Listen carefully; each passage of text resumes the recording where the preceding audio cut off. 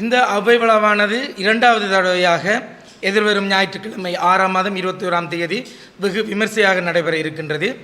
இந்த இரண்டாவது அவை விழாவிற்கும் முதலாவது அவை விழாவைப் போல் வேல்முருகன் சகோதரர்கள் என்று அழைக்கக்கூடிய வர்த்தக குழுமத்தினர் இன்று மட்டக்களப்பிலே 50 வருட வர்த்தக பூர்த்தியை செய்து மட்டக்களப்பு மக்களின் ஆதரவுடன் இந்த வர்த்தக நாமத்தை பேரொங்க செய்து கொண்டிருக்கின்ற இந்த வேல்முருகன் சகோதரர்கள் குழுமமான Velmurugan stores, Shanmuga agency, Velmurugan distributors, Sunfence house, Thenagam இவற்றை சார்ந்த உரிமையாளர்கள் இந்த நிகழ்விற்கு அனுசரணை வழங்குகிறார்கள். இந்த குழுமத்தினர் அனுசரணை வழங்குகின்றார்கள் என்று சொல்லும் பொழுது அந்த வேல்முருகன் குடும்பத்தை சார்ந்தவன் என்ற வகையிலே நான் சொல்கின்றேன். இந்த நிகழ்விற்கு அனுசரணை வழங்குவது மட்டக்களப்பு மக்கள் என்றே நாங்கள் சொல்லுவோம். நாங்கள் இந்த நிலைக்கு வருவதற்கு காரணம் மட்டக்களப்பு மக்கள் எங்களுக்கு தந்த வியாபாரம். அந்த வியாபாரத்தில் நாங்கள் பெற்ற லாபத்தில், மக்களிடமிருந்து நாங்கள் பெற்ற பணத்தில் ஒரு பகுதியை நாங்கள் செலவழிக்கின்றோம். ஆகவே இது வேல்முருகன் சகோதரர்களின் அனுசரணையாக இருந்தாலும் மட்டக்களப்பு மக்களின் விழாவாக மிக பிரமாண்டமாக நடைபெற இருக்கின்றது. உதாரணமாக மாவட்ட ரீதியாக நடைபெற்ற இந்த விவாத போட்டிக்கு முதலாவது பரிசாக 50,000 ரூபாய் பணப்பரிசு வழங்கப்பட இருக்கின்றது. இரண்டாவது பரிசாக 30,000 ரூபாய் பணப்பரிசு, நினைவு சின்னங்கள், புத்தகங்கள் வழங்கப்பட இருக்கின்றது.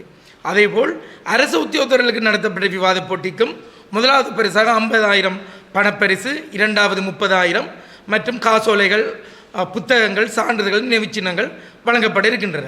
அதேபோல் தேசிய ரீதியாக கவிதை போட்டி நடைபெற்றது.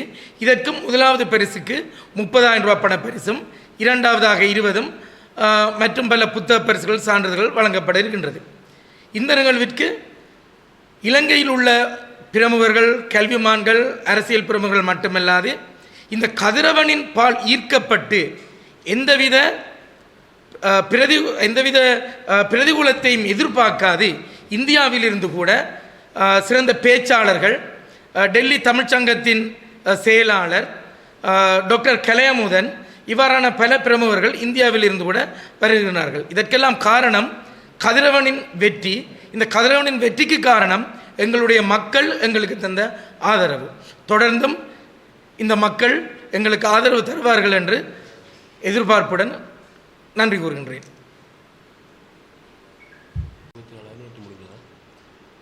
அனைவருக்கும் வணக்கம்.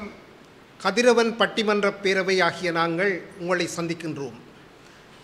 மிக நீண்ட காலமாக மட்டக்களப்பில் மாத்திரமல்ல, தேசிய அளவிலும் மற்றும் தென்னிந்தியா வரையிலும் சென்று பட்டிமன்றங்களை நடத்தி நேற்றுடன் நாங்கள் 174வது பட்டிமன்றத்தை நிறைவு செய்திருக்கின்றோம். இந்த பட்டிமன்ற பயணமானது 2015ஆம் ஆண்டு தொடக்கம் மிக நேர்த்தியாக நடைபெற்று வருகின்றது. சமூகத்தில் நல்ல கருத்துக்களை விதைத்து நல்ல மனிதர்களை உருவாக்குகின்ற ஒரு எதிர்கால பணியாகவே நாங்கள் இதை முன்னெடுத்து வருகின்றோம். ஆலயங்கள் தோறும், பாடசாலைகள் தோறும் மற்றும் கல்வி நிறுவனங்கள் தோறும் நாங்கள் இந்த நிகழ்வுகளை நடாத்தி மிக சுவாரஸ்யமான முறையில் சமூக நல்ல கருத்துக்களை நாங்கள் விதைத்து வருகின்றோம். இந்த பட்டிமன்ற பேரவையானது வெறுமனே பட்டிமன்றங்களை மாத்திரம் நடத்துவதல்ல, அதற்கும் மேலாக சமூக சேவைகளையும் நடத்தி பல நல்ல காரியங்களையும் செய்து வருகின்றோம். இதில் இன்னும் ஒரு படி மேலே சென்று இந்த அவ்வை விழாவை நாங்கள் இரண்டாவது தடவையாக ஏற்பாடு செய்து நடத்த இருக்கின்றோம். எதிர்வரும் 21ஆம் திகதி உங்களுக்காகவே, மட்டக்களப்பு மண்ணுக்காகவே இந்த நிகழ்வு நடைபெற இருக்கின்றது. ஔவையை நேசிக்கின்றவர்கள், தமிழின் பால் ஈர்ப்புடையவர்கள், தமிழை உயிராக கொண்டவர்கள் ஔவையை மதிக்காமல் இருக்க முடியாது. ஔவையின் அறத்தால் தான் தமிழ் வாழ்ந்து கொண்டிருக்கின்றது. அந்த வகையில் இந்த இரண்டாவது ஔவை விழாவில் நீங்கள் அனைவரும் இணைந்து கொண்டு இந்த நல்ல தருணத்தை பயன்படுத்துங்கள். எல்லா மக்களிடமும் நாங்கள் மட்டக்களப்பின் இந்த பெருமையை கொண்டு சேர்ப்போம் என்று நன்றியோடு கூறிக்கொள்கின்றேன். தொடங்குவதற்கு முன்பதாக உண்மையிலே மட்டக்களப்பிலிருந்து எங்களுடைய அவை விழா சம்பந்தப்பட்ட விடயங்களை வெளி உலகத்திற்கு கொண்டு செல்வதற்காக வருகின்றிருக்கின்ற என்றென்று மதிப்புக்குரிய அனைத்து ஊடகவியலாளர்களுக்கும் எங்களுடைய கதிரவன் பட்டிமன்ற பேரவை சார்பாக மனமார்ந்த நன்றிகளை தெரிவித்துக் கொண்டு இந்த சந்திப்பினை நாங்கள் ஆரம்பிக்க இருக்கின்றோம். உங்களுடைய அந்த சக்தி மிக்க பலம்தான் எங்களுடைய இந்த நிகழ்வுகளை வெளி உலகிற்கு கொண்டு செல்லும். மிக்க நன்றிகளை கூறிக்கொண்டு நாங்கள் அதை ஆரம்பித்து வைக்கின்றோம். என்னுடைய தரப்பிலும் மிக குறுகிய கால அழைப்பை ஏற்று சில பேருக்கு நாங்கள் நேரில் அறிவிக்கலை, ஓவர் த ஃபோன் மூலம் அறிவித்து இவ்வளவு பேர் வந்ததுக்கு. எங்களுடைய நிகழ்வை நீங்கள் வெளிக்கொணர்றதன்னுட்டு எங்களுக்கு நீங்கள் தர சப்போர்ட்டுக்கு கதிரவன் பட்டிமன்ற பேரவை சார்பாகவும் அனுசரணையாளர்கள் சார்பாகவும் நன்றிகளை தெரிவித்துக் கொண்டு இந்த ப்ரெஸ் மீட்டுக்கு போவோம். எதிர்வருகின்ற 21ஆம் தேதி இந்த மாதம் ஞாயிற்றுக்கிழமை பிற்பகல் 4:30 மணிக்கு மட்டக்களப்பு கல்லடி பாலத்திலே அமைந்திருக்கின்ற ஔவை சிலை முற்றத்திலே பிரமாண்டமான ஔவை விழா ஒன்று ஏற்பாடு செய்யப்பட்டிருக்கிறது. இந்த ஔவை விழாவினுடைய பின்புலம் என்னவென்றால், வேல்முருகன் சகோதரர்கள் எங்களுடைய மட்டக்களப்பு கல்லடி பாலத்திலே ஒரு சிறப்பான ஔவை என்கின்ற அந்த புலமை மிக்க மூதாட்டியினுடைய திருவுருவச் சிலையினை நிறுவியிருக்கிறார்கள்.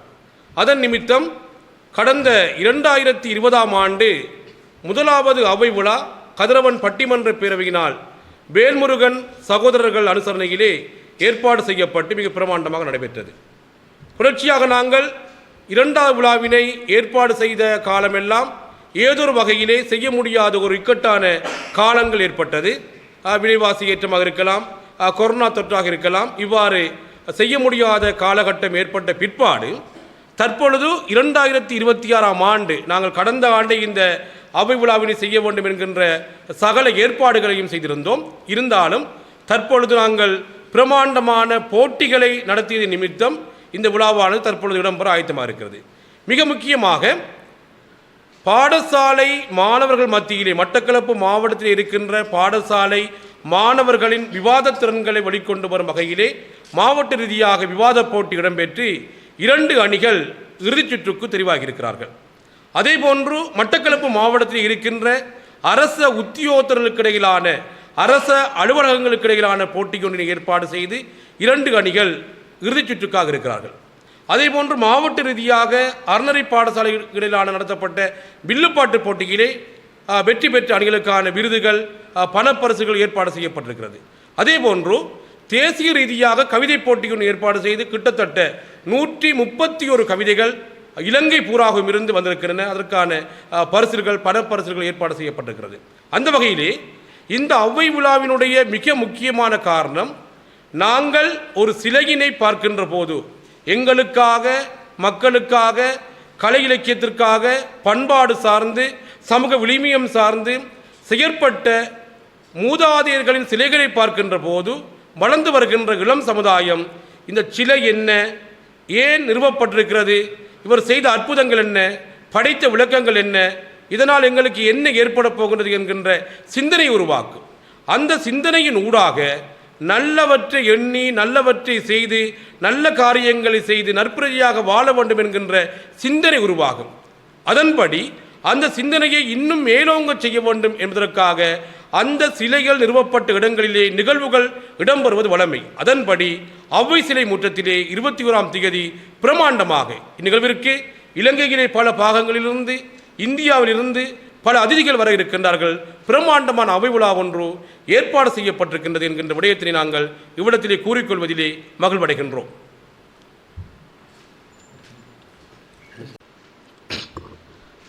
இந்த ஔவை விழாவிலே மிக முக்கியமாக 2 விவாத சமர்கள் இடம்பெற இருக்கின்றது. இது நான் நினைக்கின்றேன் அனைவரது கவனத்தையும் ஈர்க்கும் வகையிலே இந்த விவாத சமர் இடம்பெறும்.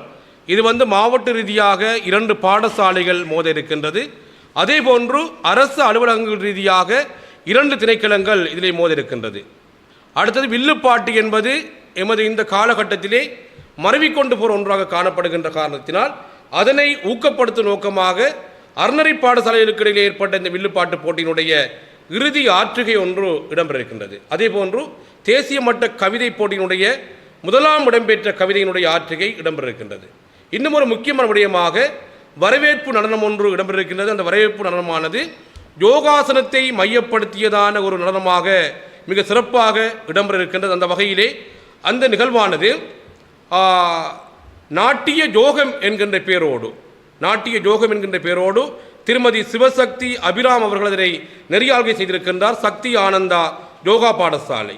அதே போன்று வெளிநாட்டிலே இருந்து வருகின்ற பிரமுகர்களுடைய வாழ்த்துறைகள் நிகழ்வை சிறப்பிக்க இருக்கின்றது. ஜாழ்ப்பாணம் இருந்து, அம்பாறை மாவட்டம் இருந்து, இந்தியா தமிழ்நாடு இருந்தெல்லாம் அதிதிகள் வந்து சிறப்பிக்க இருக்கின்றார்கள். அதே நேரம் ஏற்கனவே கூறியது போன்று விருதுகள், பணப்பரிசுகள் நியாயமாக எங்களுடைய மாணவ செல்வங்களுக்கும் ஏனைய போட்டிகளிலே பங்கு பற்றி அனைவருக்கும் வழங்கப்பட இருக்கின்றது. அதே போன்று அனுசரணையாளர்கள் கௌரவம், இவ்வாறான பல்வேறுபட்ட நிகழ்வுகள் அந்த நிகழ்வுகள் அடிப்படையில் ஒழுங்கு செய்யப்பட்டிருக்கின்றது. அதிதிகளாக மட்டக்களப்பு மாவட்டத்தினுடைய கௌரவ பாராளுமன்ற உறுப்பினர்கள் 5 பேரும் பங்கு பெற்றிருக்கின்றார்கள். அவர்களுக்கு இணைந்த வகையிலே கௌரவ மாநகர முதல்வர் அவர்கள் வருகிற இருக்கின்றார். அதே போன்று அரச திணைக்களங்களுடைய அதிகாரிகள் சிறப்பு விருந்தினர்களாக வருகிற இருக்கின்றார்கள்.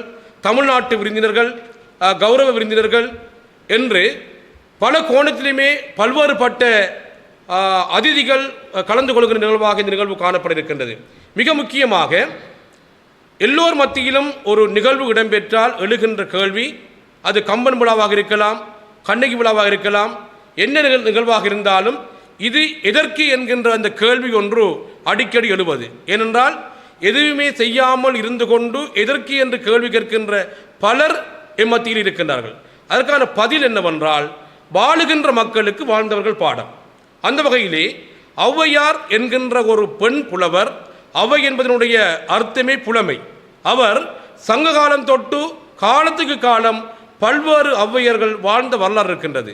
அவர்கள் விட்டு சென்ற ஆத்திசூடியாக இருக்கலாம், கொன்றைவேந்தன், நல்வழி, மூதுரை என்று பல்வேறு விடயங்களிலே ஒரு கருத்தினை எடுத்துக்கொண்டாலும் அந்த கருத்து எங்களோட வாழ்வியலோடு இணைந்ததாக எங்களை சிறந்த மனிதர்களாக வாழ வைக்கக்கூடிய வகையில் அந்த கருத்துக்கள் இருக்கின்றது. எடுத்துக்காட்டாக, அடக்கமுடையார் அறிவியலர் என்றெண்ணி கடக்க கருதவும் வேண்டாம், மடைத்தலையில் ஓடிமீனோட உரிமீன் மறுமளவும் வாடி இருக்குமாம் கொக்கு. இவ்வாறான வசனங்களை பார்க்கின்ற போது எங்களை வழிநடத்தக்கூடிய பல்வேறுபட்ட அறச்சிந்தனைகளை போதித்த ஔவைக்கு உலாகெடுப்பதின் நோக்கம் வளர்ந்து வருகின்ற இளம் சமுதாயம், மாணவர்கள், இளைஞர்கள், சிறுவர்கள் இந்த ஔவையினுடைய நல்ல கருத்துக்களை உள்வாங்கி நாட்டிலே சீரழிவான விடயங்கள் இல்லாமல் சிந்தனை மிக்க நல்ல விடயங்கள் உருவாக்க இந்த கருத்துக்கள் வழிவகுக்கும் என்பது எங்களுடைய அவாவாக இருக்கின்றது. அதே நேரம் வேல்முருகன் சகோதரர்கள் அந்த சிலையை வைத்ததின் நோக்கமும் அதுதான். அதை ஒட்டியதாக அவர்களின் அனுசரணையோடு சேர்ந்து கதிரவன் பட்டிமன்ற பேரவை இந்த நிகழ்வை நடத்துவதும் இந்த நோக்கம்தான். எனவே நல்ல சிந்தனைகள் மக்கள் மத்தியிலே செல்கின்ற போது நல்ல பிரஜை, நல்ல நாடு, நல்ல மக்கள், நல்ல சமுதாயம், நல்ல உலகம் உருவாகும் என்கின்ற நம்பிக்கை ஒரு விழாவினூடாக உருவாகும். அது கலை, கலாச்சாரம், பண்பாடு மிக்க விழாவினுடைய எடுத்துக்காட்டாக அமைகின்றது என்பது எங்களுடைய அசைக்க முடியாத நம்பிக்கையாக இருக்கின்றது. இந்த நிகழ்வானது ஏற்கனவே இந்த நிகழ்வை ஒட்டி பல்வேறுபட்ட நிகழ்வுகள் தை மாதம் தொட்டு 2026 ஆண்டு நடைபெற்றுக் கொண்டு வருகிறது. எடுத்துக்காட்டாக ஒவ்வொரு விவாத போட்டிகள், வில்லுப்பாட்டு போட்டி, ஏனைய போட்டிகள் எல்லாம் ஒரு பிரமாண்டமான நிகழ்வாக இடம்பெற்றது. ஏனென்றால் இவ்வாறு தான் போட்டியொன்றை நடத்த வேண்டும் என்கின்ற ஒரு சிந்தனையை ஊட்டுவதாக இந்த விழா எதிர்வருகின்ற 21ஆம் தேதி 6ஆம் மாதம் ஞாயிற்றுக்கிழமை பிற்பகல் 4:30 மணிக்கு மட்டக்களப்பு ஜிவி மருத்துவமனைக்கு முன்னாக இருந்து மேலதாளத்தோடு அலங்கார பேரணியாக பல ஔவை வடிவத்தோடு பிள்ளைகள் சூழவர அழகாக வருகை தந்து ஔவை சிலைக்கு மாலை அனுபவித்து மங்கள விளக்கேற்றலோடு எங்களுடைய கல்லடி பாலத்தில் இருக்கின்ற ஔவை சிலை முற்றத்திலே சரியாக 4:30 மணிக்கு ஆரம்பிக்கப்பட்டிருக்கின்றது.